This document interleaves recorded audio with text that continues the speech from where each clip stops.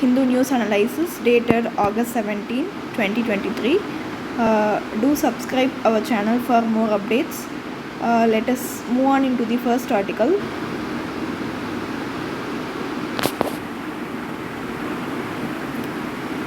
These are the list of articles.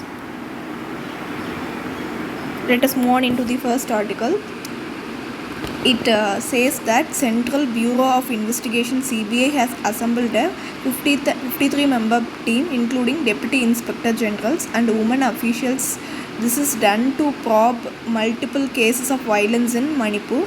CBA is taking over 12 first involving crimes against women investigation. Additional cases identified during the process. A special investigation team led by DAG level official has also been established for the purpose. This is about the news article. In this context, let us revise about CBI investigation. CBI is India's premier investigative agency. The agency has played a vital role in upholding justice and fighting corruption since its inception in 1941. And the special police establishment was created. The special police establishment primary objective is to investigate the cases of corruption and misconduct involving government officials during World War II. After World War II, there was still need for central government agency to investigate the cases of bribery and corruption. To so the government enacted the DSP, that is Delhi Special Police Establishment Act 1946. This act gave legal power of investigating the cases to DSP. The DSPE, later Santanam Committee on Prevention of Corruption, recommended the establishment of CBI. Based on this recommendation, CBI was set up in 1964 by the resolution of Ministry of Home Affairs. Transferred to Ministry of Personnel, the Special Police Establishment was set up in 1941. Was also merged with CBI. An important thing to note here is CBI is not a statutory body. It is established based on recommendations of Santanam Committee. So it derives its power from Delhi Special Police Establishment Act 1946. Now we will see the composition of CBI. CBI is composed of officers from various disciplines to effectively handle diverse cases of CBI. Structured into different divisions. Each division will specialize in specific areas such as anti-corruption, economic offences and special crimes. CBI is headed by a director and he is assisted by a special director or additional director. The director of CBI is equivalent to the Inspector General of Police. He is responsible for administration of organization. The director of CBI has a term of 2 years. According to Central Vigilance Commission, the Act of 2003, the Lokpal and Lokayuta Act amended the Delhi Special Police Establishment 1946. So the Act provided a committee called for appointment of CBI director. The committee is headed by Prime Minister. Other members of the committee includes a leader of opposition in Lok Sabha, Chief Justice of India, a Supreme Court judge nominated by Chief Justice later. Later, the Delhi Special Police Establishment Act 2014 was amended to make changes in the appointment of the CBI director. This is all about the composition of CBI. Finally, let us see the functions of CBI. The most important role of CBI is to prevent the corruption. And maintain integrity in the administration. It also provides assistance to the Central Vigilance Commission and Lokpal. Then CBI has authority to investigate the cases relating to corruption, economic crimes and major criminal conspiracies, crimes of serious nature and other high profile cases. It can take over investigation from state police agencies. If the case basis of national importance, the CBI can also conduct searches, raids to collect the evidences for its investigation. It can also initiate a prosecution against individual found guilty during the investigation. Finally, it can present its findings in the court and collaborate with the prosecutions to secure the conviction. So these are the important functions of the CBI. We have seen the creation of CBI, its composition and its important functions, powers, and so this is all regarding this discussion. Let us move on to the next topic. Take a look at this article. This article is from 15th August newspaper. The news article says that ISRO is gearing up for major launch after the successful launch of Chandrayaan-3 mission. Sees the ISRO is planning to launch Aditya L1 to study the sun. The launch is likely to take in August end or September. This is all about the news. In this discussion, let us understand about Aditya L1 mission in detail. See, Aditya L1 is the first Indian mission to study the sun. This mission will be launched using PSLV XL vehicle as a part of Aditya L1 mission. ISRO is planning to place 400 kg satellite in the low Earth orbit. The satellite will carry 7 payloads to observe various layers of the sun, such as photosphere, chromosphere, and corona. This is our outermost layer of the sun. See, payloads of Aditya L1, corona is the outermost layer. Okay, satellite will also use electromagnetic detectors to observe the sun, and the payloads of L1 missions are expected to provide most crucial information about the sun. It helps us to understand the problems of coronal heating, coronal mass ejection, dynamics of the space weather, propagation of particles, and so on. Note that ISRO is planning to place Aditya L1 satellite in Lagrangian point 1. That is, Lagrangian point L1 is now what is the Lagrangian point is why ISRO is planning to place the Aditya satellite in Lagrangian point 1. First of all, Lagrangian points are the spots in the solar system. In such points, the pull of gravity from Earth cancels out the pull of gravity from suns. So if we place any objects at this Lagrangian point, the object will feel equally pulled toward the sun, and the objects in the Lagrangian points will revolve along with the Earth around the sun. The major advantage of placing a spacecraft in the Lagrangian point is that the spacecraft consumes less fuel to remain in such a position. This is because the gravity is balanced in such Lagrangian points. So, the spacecraft does not need to align its course. Often this will help the spacecraft to save the fuel. Now coming into the type of Lagrangian points. See, there are 5 Lagrangian points in Sun-Earth system. Look at the image here. Here are the Lagrangian point L1 is positioned above the day side of the Earth, when L2 is positioned above the night side of the Earth, and then L3 is situated on the other side of the Sun, which is the opposite the Earth. Finally, L4 and L5 are 60 degrees ahead and behind the Earth. In same orbit. This is all about Lagrangian point. Now, why ISRO is planning to place Aditya satellite in Lagrangian point 1? See, this row has chosen Lagrangian point 1 because if we placed a satellite in L1, the satellite has major advantage of continuously waving the sun without any disturbance. This means that satellite couldn't experience any eclipses, so it will provide a great advantage to the satellite to observe the solar activities continuously, and so this is all about Lagrangian point. So we have seen the Aditya L1 mission, what are the Lagrangian points and why we are placing our satellites in the Lagrangian point L1. So this is all about this discussion. Let us move on to the next topic. Let us take a look at this news article. The news is about Water Resource Department of Tamil Nadu has requested the Andhra Pradesh government to increase the amount of Krishna water that is released to Chennai city. The Tamil Nadu government said that releasing extra water will help address the water deficit in Chennai. So this is all about the news. In this discussion, we learned some important points about Krishna river. This is second largest river in the peninsula India, and this is it is the Godavari river. See, this Krishna river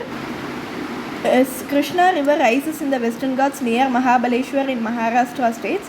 Then it flows from the west to east. Since Krishna is an east flowing river, it drains into the Bay of Bengal, and the Krishna has a total length of 1400 km, and it is named after the Lord Krishna. See, the Krishna river is bounded by Balghat range on the north, Eastern Ghats on the south, and Western Ghats on the west.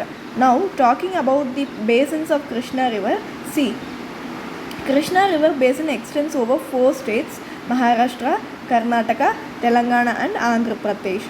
Major part of the Krishna basin is covered with agricultural land, as the river provides plenty of water for irrigation. Many great empires in history like Chalukya, Vijayanagar, Bahmani kingdom flourished along the Krishna river and fought for the control of its fertile delta. So the Krishna river basin is rich in cultural heritage. The famous historical city Hampi in Karnataka is situated on the bank of Tungabhadra river, which is tributary of Krishna. Now we will see the important tributaries of Krishna river.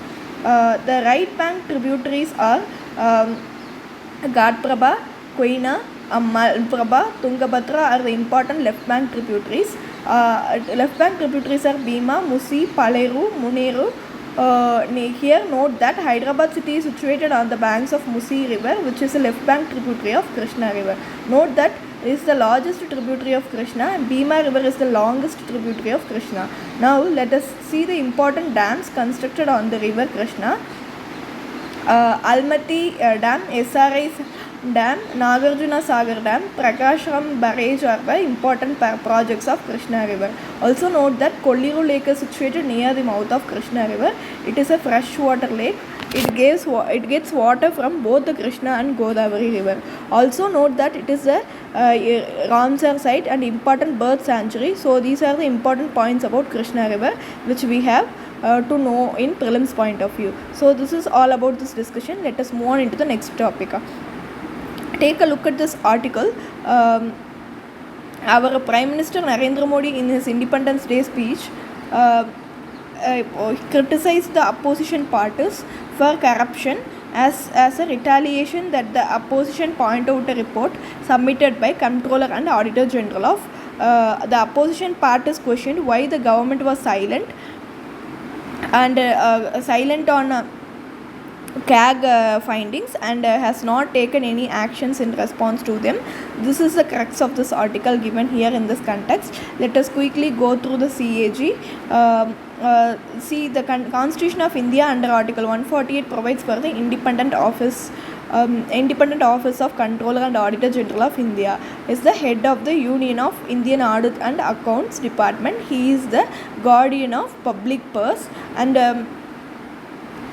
controls the entire financial systems of the country at both the center and state levels. This duty is to uphold the Constitution of India and laws of the Parliament related to financial administration. Now let us see the appointments and tenure of the CAG. CAG is appointed by President of India. He holds the office for a period of 6 years or until the age of 65 years, whichever is earlier. Remember, he is not eligible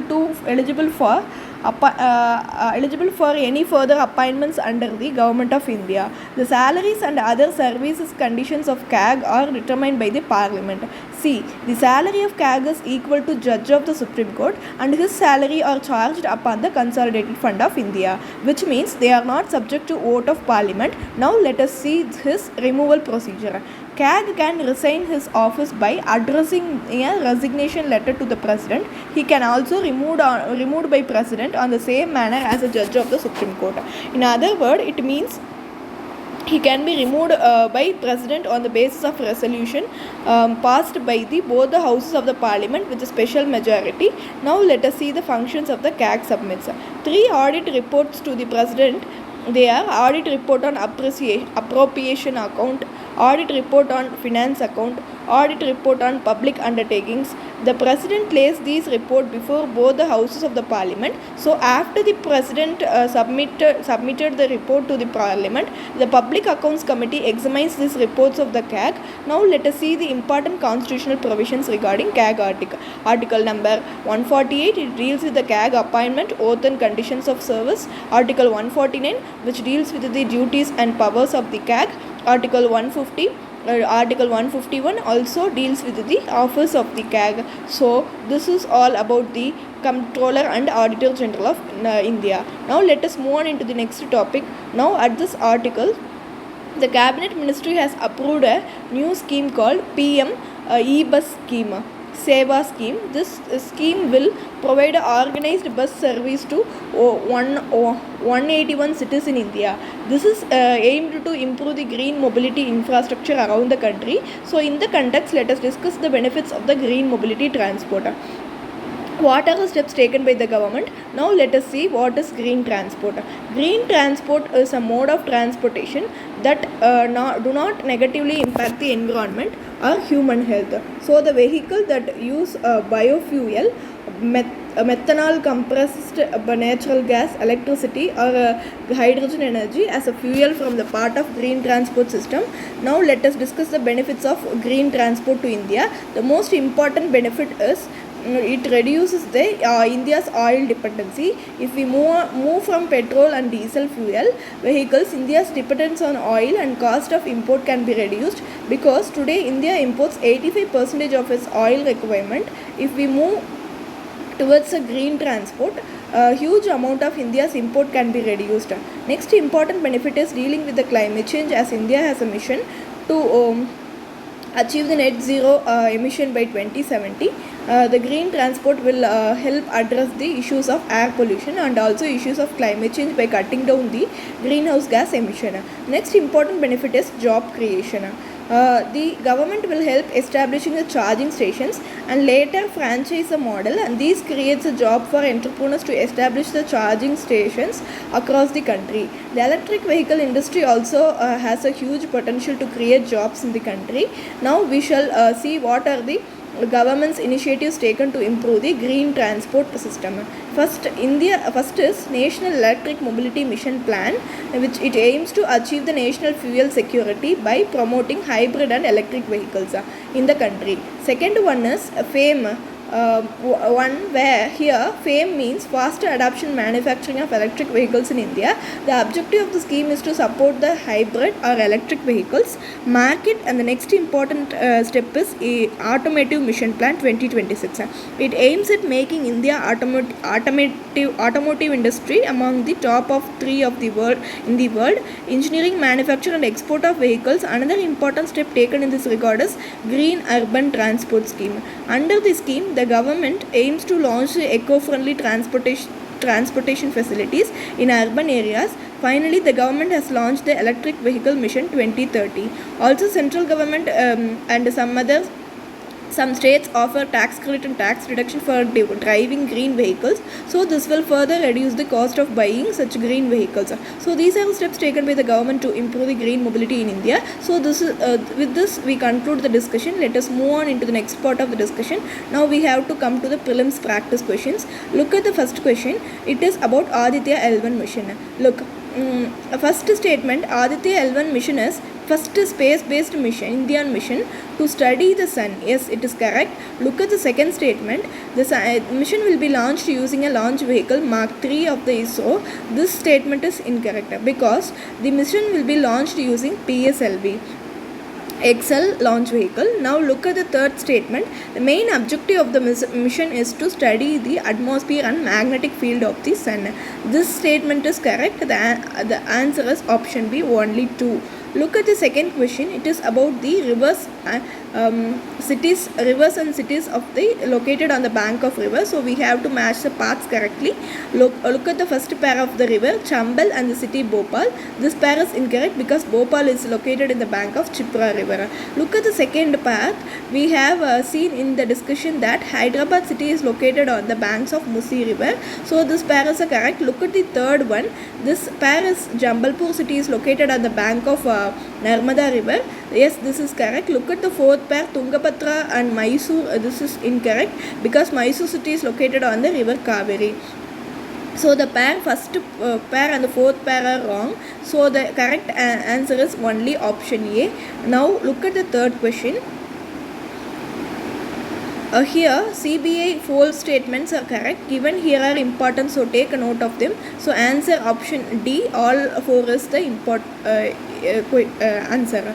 Next question is next section is quiz of the day. Attend the quiz and answer it in the comment section. It's the end of the session.